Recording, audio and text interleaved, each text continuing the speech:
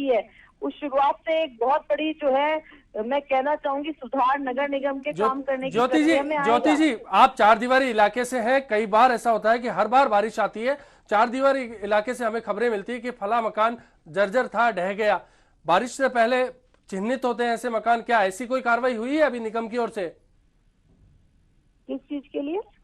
जर्जर मकान जो चार दीवारी इलाके में है, क्या उनको चिन्हित किया गया है ताकि उनको या तो खाली करवा के? जी जी, जर्जर मकानों को चार दीवारी के जो जर्जर मकान है उनको चिन्हित किया गया है और उसके लिए अधिकारियों को निर्देश भी दिए जाएंगे कि समयबद्ध तरीके से जो है वो इनको नोटिस भी दें, जिससे कि बारिश के मौसम में जो कई बार इन जर्जर मकानों की वजह से जो घटनाएं होती हैं उनको रोकने के लिए नगर निगम इस पर मुस्तैदी से जो है वो काम कर सकते हैं। ज्योति जी, बड़ी बात यह है कि आप एक स्वयं बता रही हैं कि कुछ नालों की सफाई का निर्णय अभी लिया गया है और जिस तरह से आप बता रही हैं कि जर्जर मकानों के मामले में भी निर्देश दिया जाएगा, लेकिन आप जानते हैं कि मानसून जो विभाग है उसने घोषणा कर दी है 25 तारीख को मानसून प्रवेश कर जाएगा, जयपुर तक आ जाएगा।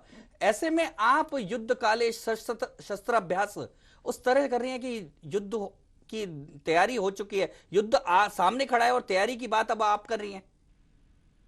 बिल्कुल नहीं, नाले सफाई के काम का निर्णय थोड़ा हो चुका है। 25 तारीख तक तो जो है हमारे लगभग 70 से 80% तक जो नाले हैं वो साफ हो भी जाएंगे। और आप खुद, मैं तो खुद जो है अगले हफ्ते में जो है इसके खुद मौके पर जाकर के इसकी मॉनिटरिंग भी करूंगी, तो और कहीं भी अगर कमी पाई जाएगी तो उसको भी दूर किया जाएगा। ज्योति जी, वो चिन्हित किया जा चुका है, उनको जो नोटिस देने का काम है वो जोन लेवल पे अधिकारियों को करना है और अगर इस काम की पूरी जानकारी लेकर के अगर कहीं कमी पाई जाएगी तो अधिकारियों को निर्देश भी दिए जाएंगे कि वो समयबद्ध तरीके से जो इनको जो है नोटिस वो दे। ज्योति जी, क्या आप जयपुर की जनता को ये विश्वास दिला सकती हैं कि इस बार जब बारिश होगी तो जयपुर की जनता बिल्कुल निष्फिक्र होकर सुरक्षित मानसिकता के साथ जयपुर की सड़कों पर घूम सकेगी? उनको पानी, मेरा प्रयास तो निश्चित रूप से जनता की इसी भावना के साथ रहेगा, लेकिन ये भी एक बहुत बड़ी सच्चाई है कि जो इम्प्लीमेंटेशन की कार्रवाई है वो अधिकारियों के स्तर पर होती है और अगर वहां पर कोई भी कमी या लापरवाही की जाती है तो उसका खामियाजा जो है वो जनता को भुगतना पड़ता है। और हमारा ये प्रयास रहेगा कि हम अधिकारियों को इस लापरवाही को करने से रोकें, उनकी जिम्मेदारी को जो है वो पूरी करने के लिए अपनी ओर से भरसक प्रयास करें और मेरी से इस बात में कहीं कोई कमी जो है वो नहीं रखी जाएगी। ज्योति जी, आपकी ओर से तो कमी नहीं रहेगी, लेकिन जिस तरह से पिछले 3-4 सालों से माहौल है उसमें अधिकारी आपकी कोई बात नहीं मानते, उसका खामियाजा जनता को भुगतना पड़ रहा है। और इस मामले में क्या आप विश्वास दिला सकती हैं कि अधिकारियों से आप जबरदस्ती ये सारी मनवा के रहेंगी अपनी बात? देखिए, मैंने तो अपनी जो जिम्मेदारी है वो पूरी तरह से निभाई है और मैं आगे भी जनता की जो ये बात है इस बात को पूरी तरह से आगे जो है वो पहुंचाती रहूंगी। आपकी बात अधिकारी मानते क्यों नहीं है? क्योंकि ये तो जनता के हित की बात है, इसमें क्यों आड़े आते हैं? के हित की बात है, लेकिन अधिकारी जो है वो अपने कई बार अपने स्वहित में लग जाते हैं। उनका भ्रष्टाचार कई बार इतना चरम पर होता है कि वो जो है जनता के प्रति अपनी जिम्मेदारी ना निभाते हुए अपने स्वहित के ऊपर काम करते हुए जो है जनता के हित को भूल जाते हैं। ज्योति जी, उनकी इसी मामले में जो है उनकी जिम्मेदारी वो तय होनी चाहिए। ज्योति जी, मुख्यमंत्री जी का धन्यवाद करना चाहूंगी कि उन्होंने राजस्थान लोक सेवा गारंटी कानून के माध्यम से एक शुरुआत की है जिसमें कि अधिकारियों की जिम्मेदारी तय होगी और नाले की सफाई का काम भी राजस्थान लोक सेवा गारंटी अधिनियम के अंतर्गत आता है। अगर इसमें कहीं भी अगर लापरवाही होगी तो सीधे तौर पे अधिकारी की जिम्मेदारी तय होगी, यहाँ तक कि उसकी तनख्वाह पर जो जुर्माने के माध्यम से जो जुर्माना लगाया जा सकता है वो भी लगाया जाएगा। ज्योति जी, ज्योति जी, ज्योति जी, ज्योति जी, ज्योति जी, जिम्मेदारी निभाई जाए। ज्योति जी, कानून तो बाद में लागू होगा, क्योंकि आप तमाम दावे भी कर रही हैं कि नालों की सफाई हो रही है, लेकिन अधिकारी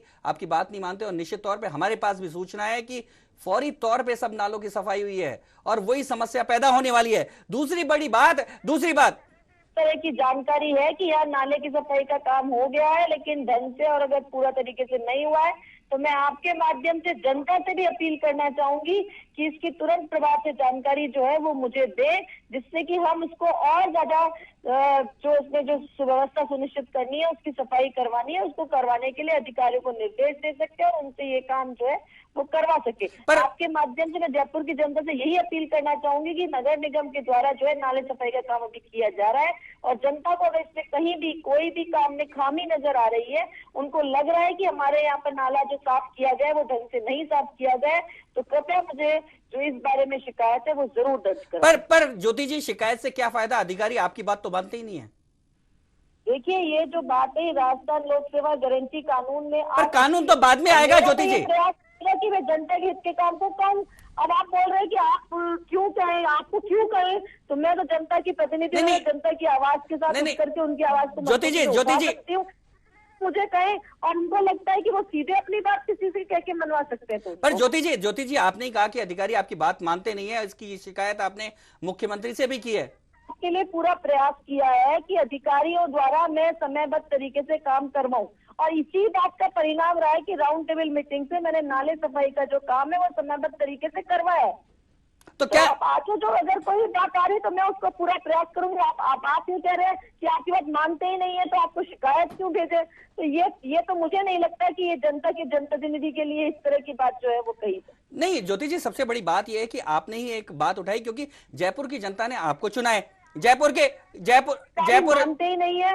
वहाँ पर बीजेपी के पार्षद कहते हैं कि यहाँ पर 6 सीओ महापौर के कहने से बदल दिए। सीओ जो है वो महापौर के दबाव में काम करते हैं। सीओ जो है वो महापौर के कहे अनुसार, उनको बड़ा डर लगता है महापौर से, इसलिए वो निर्णय नहीं कर पाते हैं। अभी किस बात में कितनी सच्चाई है ये तो ये आप बताएं या बीजेपी के पार्षद बताएं।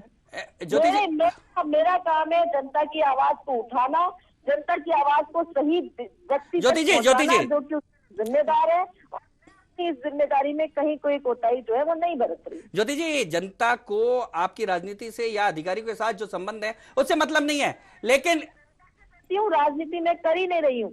जनता की आवाज है उसको मैं उठा रही हूँ, इसलिए मैं कोई राजनीति नहीं कर रही हूँ। मैं अपनी जिम्मेदारी पूरी कर रही हूँ, जनहित में जिम्मेदारी को पूरा कर रही हूँ। धन्यवाद। राजनीति जो कर रहे हैं उनको इस बात का जवाब देना चाहिए, बीजेपी के पास देना चाहिए। मुझे तो अफसोस होता है ये कहते हुए कि मुख्य कार्यकारी अधिकारी महोदय तक आकर के यहाँ पे राजनीति कर रहे हैं। वो तक ये कोशिश कर रहे हैं कि कैसे बीजेपी के पार्षदों के साथ मिलकर के कांग्रेस की छवि को जो है वो धूमिल किया जाए, मेयर की छवि को जो धूमिल किया जाए। तो मुख्य कार्यकारी अधिकारी के महोदय तक में अगर राजनीति, धन्यवाद ज्योति जी बिल्कुल। मैं सड़कों पे भी उतर के इन अधिकारियों से काम करवाने के लिए इनको धन्यवाद ज्योति जी, प्रयास करूंगी पूरा कि अधिकारी जिम्मेदारी से काम करें। ज्योति जी, ऐसा लग रहा है कि मानसून पहले ही आ गया है। आप जिस तरह से बरसी हैं उससे लग रहा है कि मानसून आ चुका है। धन्यवाद ज्योति जी। तो ज्योति जी जिस तरह से बोल रही थी जी, बिल्कुल बरस पड़ी थी, लेकिन अश्विनी इसके साथ ही उन्होंने वादा तो किया जयपुर से। नहीं, आशंका बिल्कुल बढ़ गई है। वादा किस बात का? अश्विनी, इस बात को समझो कि जिस तरह से अंदर राजनीति चल रही है नगर निगम में, और जो उन्होंने साफ रखा उसके बाद हम समझ सकते हैं कि नगर निगम में कोई कार्रवाई नहीं हो रही। जयपुर की जनता को इस बार भी मानसून में वही भुगतना पड़ेगा जो पिछली बार भुगते हैं। इसलिए जयपुर की जनता सावधान, मानसून में निकले तो बच के निकलें, किसी के भरोसे नहीं रहे। ज्योति जी जरूर कह रही हैं, लेकिन उन्होंने सारी बात अधिकारियों पे टाल दी है। इसलिए इस बार निकले तो बच के चले, और गड्ढों को देखकर चलें, पानी भरा हो तो देखकर चलें, कहीं ऊपर से लाइन तो नहीं पड़ गई है, ये सब देख के चलें, अपनी जान बचा के चलें। शुक्रिया प्रताप जी। तो ये मानसून पर चर्चा जारी रहेगी। क्या मानसून आने पर हम तैयार हैं? ब्रेक के बाद इसी विषय पर बने रहेंगे।